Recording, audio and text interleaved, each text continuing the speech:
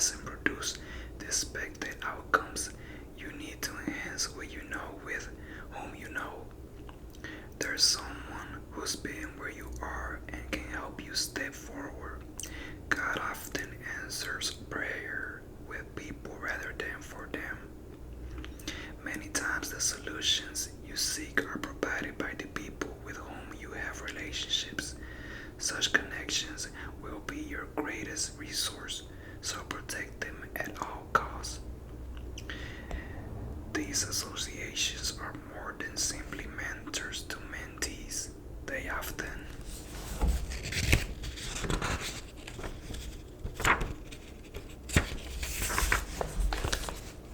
are the critical conducts that empower you to be in the right frame of mind and the right setting to evolve to your next level. You can't reach new vistas without expanding your circle with new affiliations. The newness can be scary, yet at the same time exhilarating. A life that lacks spontaneity and adventure has become predictable. If your life can be defined as a droll existence void of destiny, then it's time to take a step. Destiny requires a commitment to lifelong learning. No matter how much you think you know, always be willing to take another step of growth to your destiny. Failing to grow into new horizons can blind you to the beauty of life's adventures. You become like a plant that outgrows its container.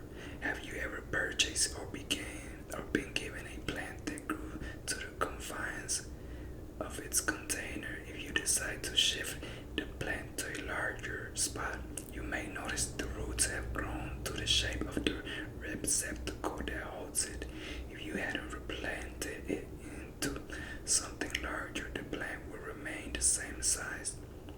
That happens to people too. They grow only to confines of their environment and will grow no further without being taken to a new arena. If you're the brightest in your circle of associates, you need a new circle, a wider circle. If you're the most accomplished, broaden your group. You will be able to stretch yourself so much farther once you determine not to let your current situation define or constrain you. Add someone to your life who is smarter, more knowledgeable, or accomplished than you, and make learning from that person's experience part of your destiny. A mentor will push you to grow and help you move into a larger arena to gain new exposure and expand your knowledge. With the right mentor, you will evolve into new circles, and as you do, there are some ground rules to consider. First, forget about status or recognition. When you move into your new circle, you may be lauded in the circle you came from, but you may have to serve in this one. In short, humility is the key to entering new levels. The question I am most often asked by people when the topic of mentoring comes up is, how do I gain access to people who are doing what I do, who are doing what I love? How do I gain access to people who are doing what I would love to do? Or late President John F. Kennedy defined it best in the statement, ask not what your country can do for you, ask what you can do for your country. In principle, Kennedy was saying what all mentees must understand. Your needs aren't as attractive to busy people as their own. What you can get from them is not their primary concern, so the relationship should be focused on seeking opportunities to add value to those you want to glean information from. In the process of giving what you have, you will gain what you do not. It is better to be a doorkeeper to your future than to be a prince of your past.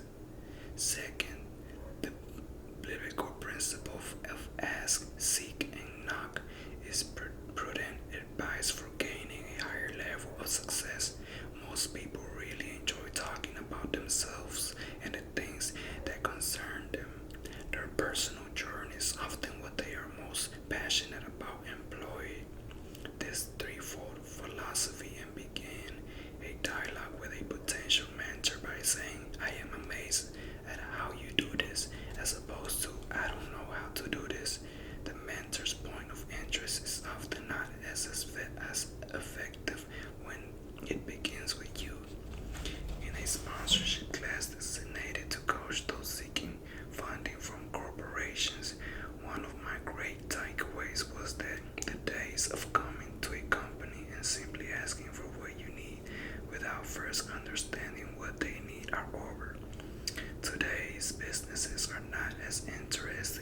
budgeting large sums of money for charitable causes solely as write-offs as they were once were.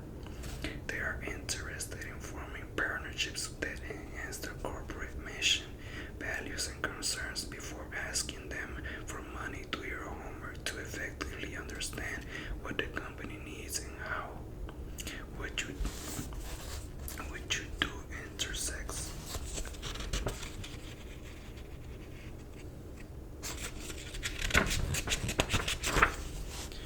with their interests, making it worthwhile for them to engage with you in a similar fashion. Most successful people do not give to what doesn't reward them. If you work for your mentor, the reward for the employer is increased productivity and experience and expertise. Your employer will invest in you to expand the company's talent base. Some corporations will establish intern or training programs for students to ensure a creative talent is available for the industry. Companies will pay to have you train for next level opportunities, but often what they gave that you must work for them a certain number of years.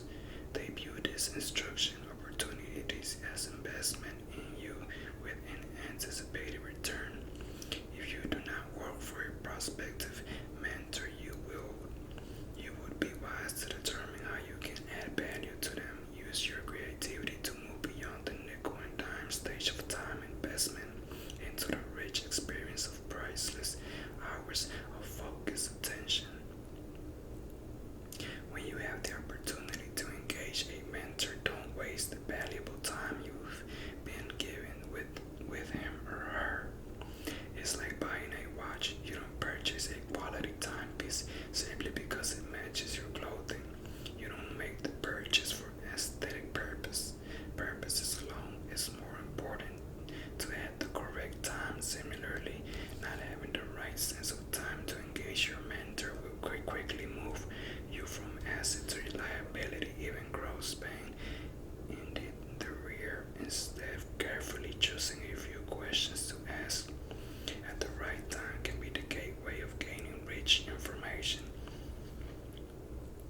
The art of communication is much like music.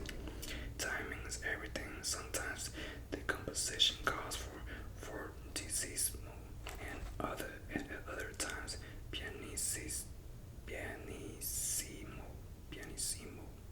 The silence between the notes is just as important as the notes themselves.